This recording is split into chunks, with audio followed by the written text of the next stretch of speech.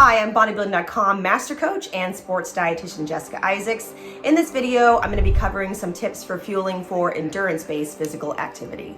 Endurance exercise is generally any aerobic exercise that's performed for an hour or more. Endurance events are things like running, swimming, cycling, think you're a marathoner or triathlete. But whether you're competing or not, or just performing endurance-based exercise, it's important to know that there are some major fueling differences between fueling for endurance versus a strength and power-based sport or a stop-and-go sport. Let's break down those differences and talk about some key fueling recommendations for optimizing endurance-based activity. First, let's cover some carbohydrate needs both before and during endurance-based exercise. When it comes to endurance exercise, while more fat is being burned as fuel relative to higher intensity, shorter duration exercise, the predominant source of fuel for endurance exercise is still carbohydrates.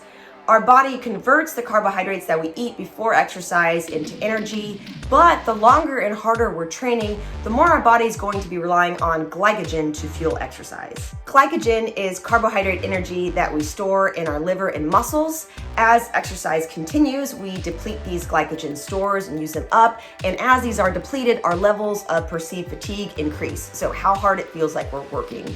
When we've run out of glycogen, we'll feel like we've hit a brick wall and we physically can't continue. This is called bonking. Bonking means that we're out of glycogen, we're out of glucose, we're out of carbohydrate, we're out of gas. How do you avoid bonking? Eat enough carbohydrate, both before and during endurance exercise. If you're going to be active for 1 to 2 hours, we're looking for 30 to 60 grams of carbohydrates consumed 30 to 60 minutes before exercise. And then we want an additional 30 grams of carbohydrates consumed every hour. If you're training for 2 to 3 hours, you'll want to shoot for more like 60 grams of carbohydrate per hour that you're active. If you're going to train for longer than 3 hours, then 90 grams of carbohydrate per hour is most optimal here.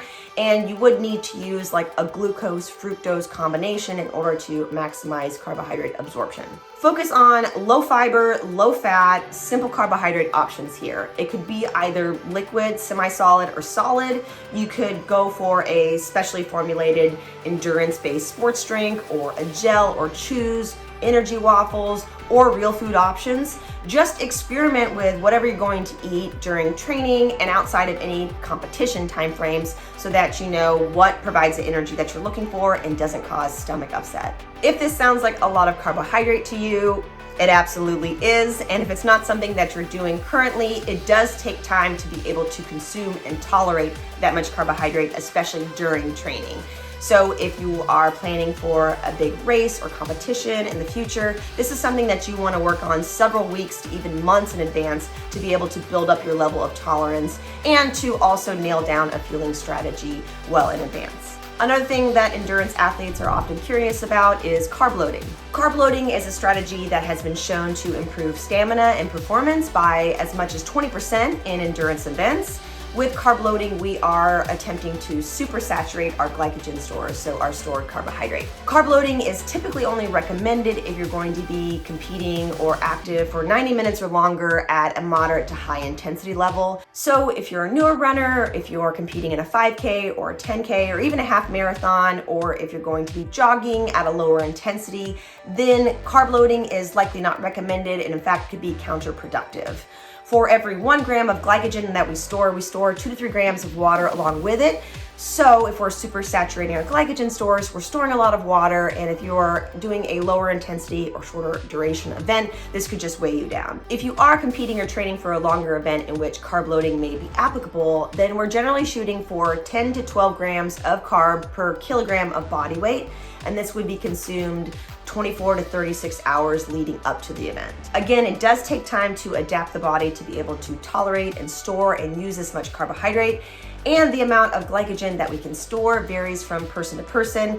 Someone with more muscle is going to have the ability to store more glycogen than someone with less muscle. Speaking of muscle, let's talk about protein needs for an endurance athlete or endurance-based training. Multiple studies have been conducted looking at the protein requirements of someone participating in endurance-based sport at different levels and different types of sport. Protein requirements are going to vary in part based on if you're someone who is recreationally trained versus someone that is competing at a higher level. For those that are more recreationally active in endurance-based training, you're looking for a minimum of 1 gram of protein per kilogram of body weight.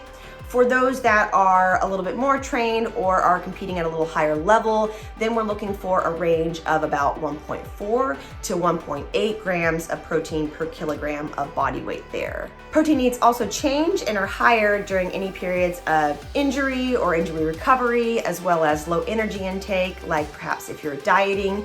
During these phases, protein needs are closer to 2 grams of protein per kilogram of body weight. Lastly, let's cover some nutrients and supplements that may be helpful for endurance-based training. Beetroot juice taken 1 to 2 hours before endurance-based exercise can help to reduce the oxygen cost of exercise, helping to improve your endurance and stamina.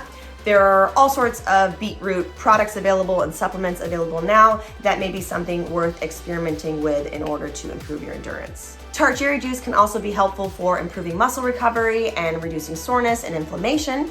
Most studies see a benefit when 8 to 12 ounces of tart cherry juice or a 1 to 2 ounce concentrate of tart cherry juice are consumed twice a day. Caffeine supplementation may also be helpful for sustaining endurance.